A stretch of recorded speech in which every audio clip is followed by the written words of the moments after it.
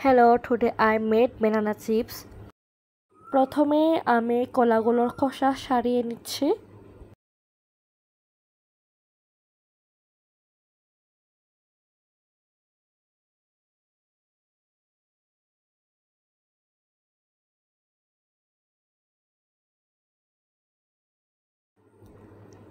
তারপর কলাগুলোকে পানির মধ্যে ভিজিয়ে রাখবো যাতে কালো না হয়।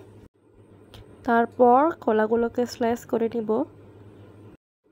আমার সবগুলো কলার স্লাইস করা শেষ।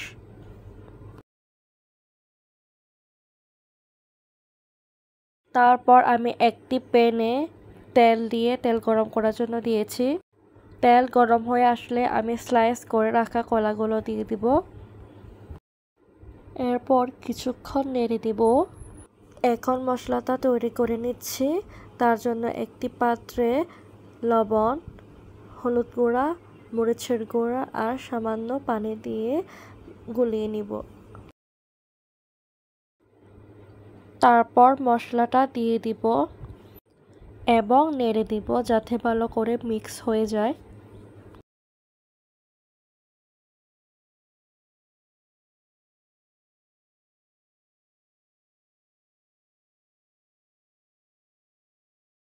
বড় কড়াইতে কলাগুলো লেগে গিয়েছিল, তার জন্য আমি এই ছোট কড়াইতে শিফট করে নিয়েছি।